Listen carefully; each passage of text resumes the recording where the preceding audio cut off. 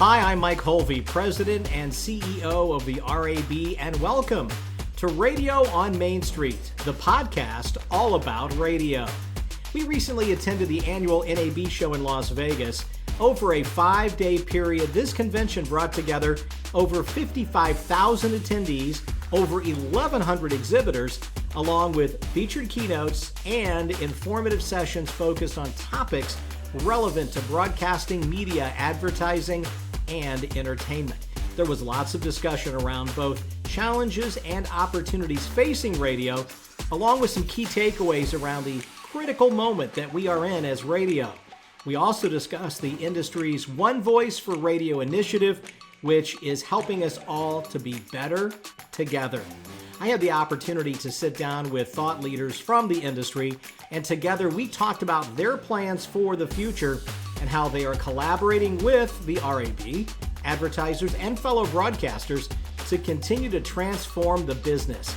A big thank you to Inco and Benstown for allowing us to have our Radio on Main Street podcast booth set up at the NAB exhibit floor again this year.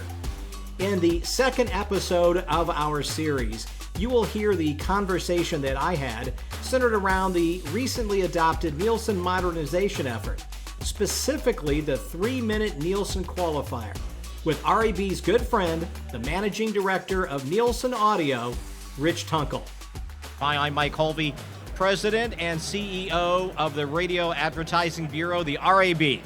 And I am joined by Rich Tunkel, who has turned out to be, because we've spent so much time together in the last 8 to 12 months, a very good friend. But Rich, Nielsen has been so busy and influential in resetting measurement for radio. Have you had a chance to catch your breath?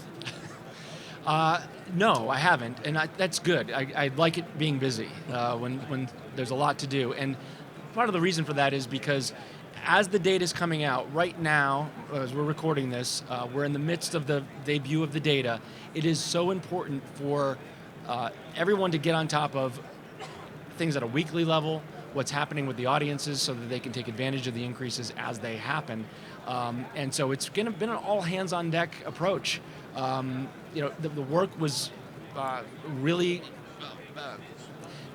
large going into this, but right now the data that's coming out of it, we've got to make sure that it's an all hands on deck approach so that we can help our clients navigate and take advantage of these changes, because it's a once in a lifetime opportunity. And when you say it's a once in a lifetime opportunity, you have been saying that all along. I mean, throughout. And we have multiple videos in our on-demand library, and you and I have done a number of them about the origin story of all this, where all of this came. But as we look forward into the summer months, and then on into the fall, as we track, we'll end up eventually tracking 12 months. Yep. The first hurdle was 3, right? I guess the first hurdle was 1 month. Yeah. But then you end up with the blending, as you had described it, and then the 3. So once we have now on the back end of the 3, and we look forward, how does the world change in terms of what is to be anticipated, how we're responding to it, the pace of change? Yep. Changes. It does. And while no one can predict the future for what's going to happen, what we saw in the initial data was a little bit of unexpected results because of weather events, because of natural phenomenon. When the January data came out, it reflected a number of markets that had extreme cold and extreme blizzards. We had the wildfires in Los Angeles, and so it impacted audience levels to a degree that we don't normally see. But as we look at most years, and as we trend towards May, the May survey dates are the highest listened to months of the year for radio, going back decades.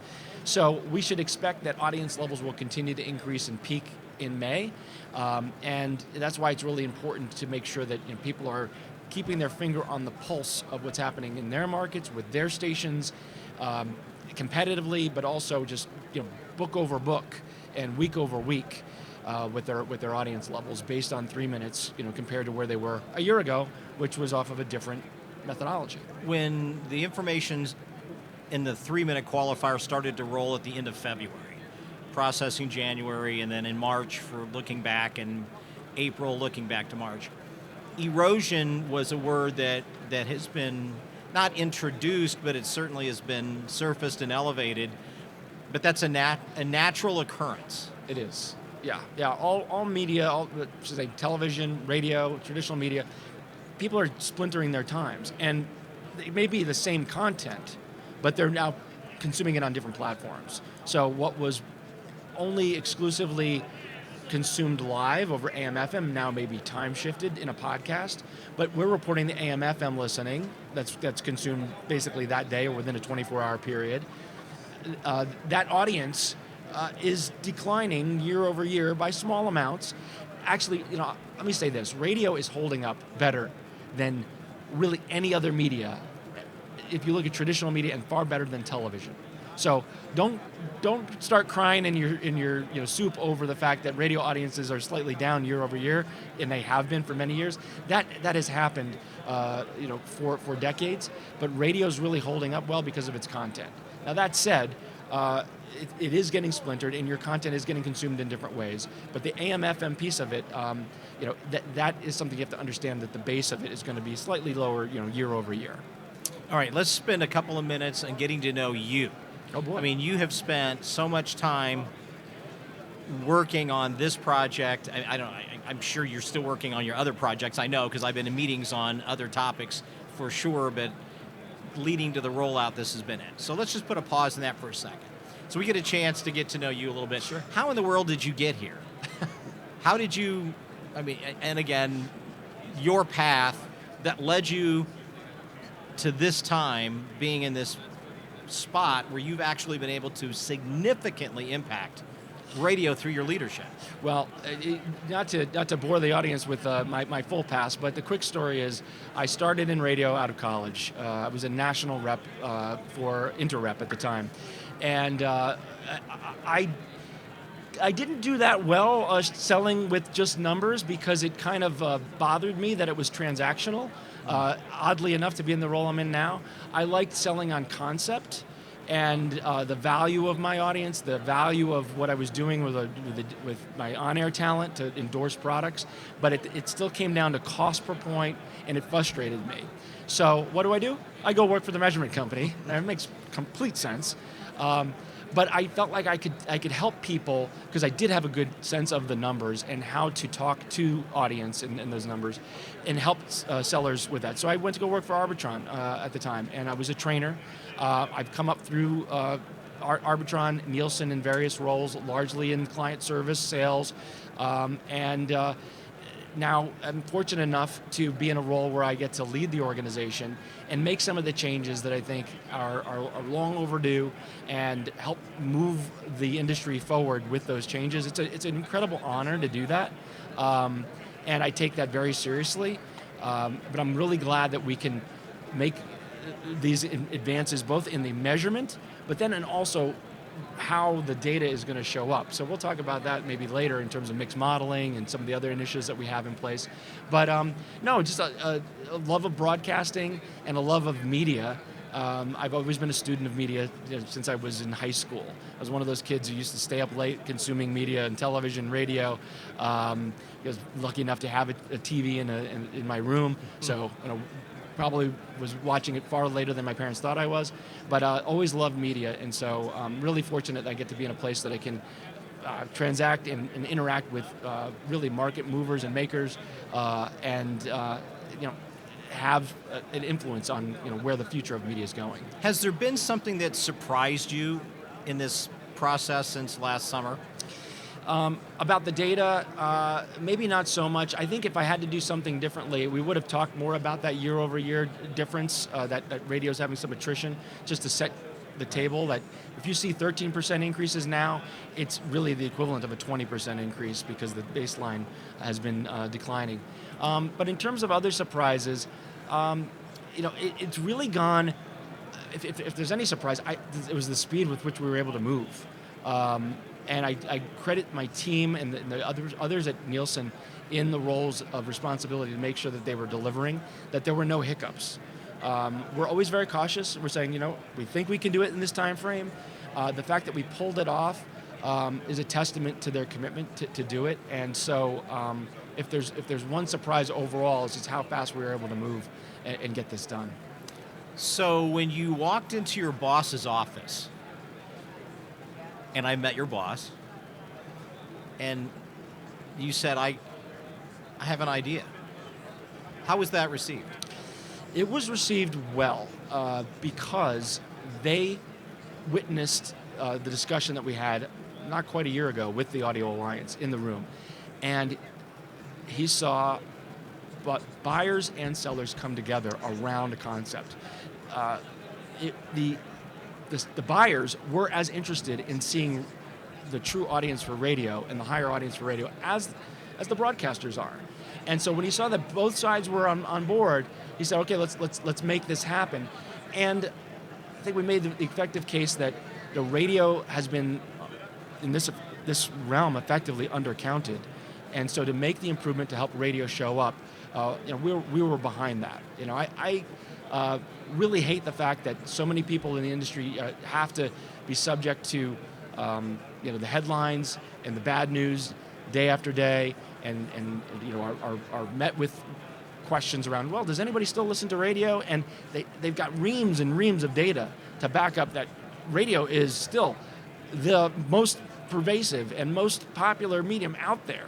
But yet it's this underlying narrative that is there. If we can give them something that helps put some wind in their sails, then why not? We should absolutely be doing that.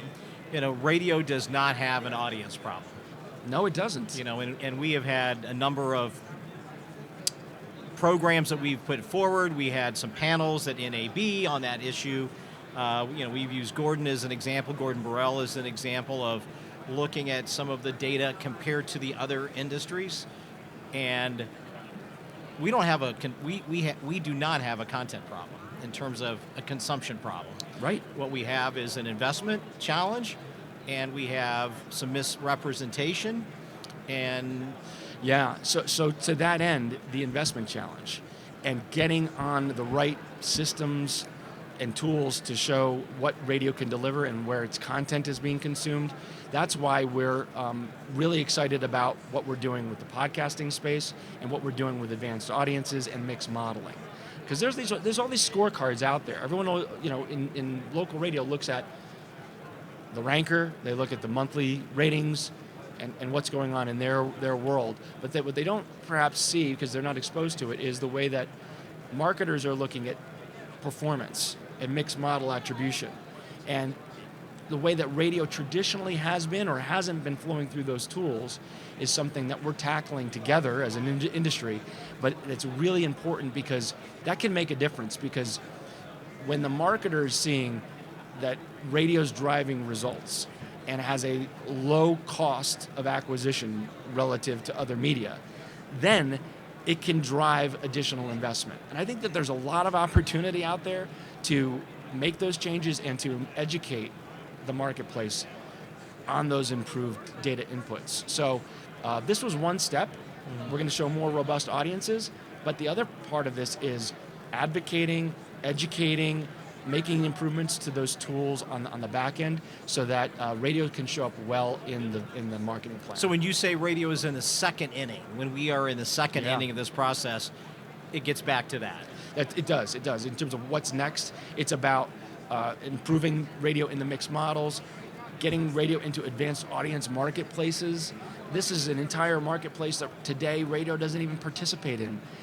They're buying digital, they're buying linear television, they're buying CTV based on not adults 25-54, but based on advanced audiences, whether that's auto intenders or anything you can think of. Someone that's based off first-party defined audience information.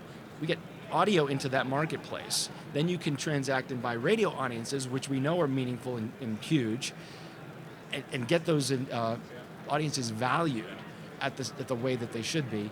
That's additional demand for radio inventory that right now doesn't exist. Well, I know there's a big movement.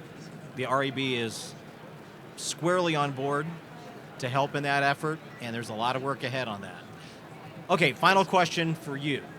What do you do to unwind? Yeah. I mean, all you've talked about maybe has made some of our viewers a little, wow, that's a lot. So what do you do to unwind?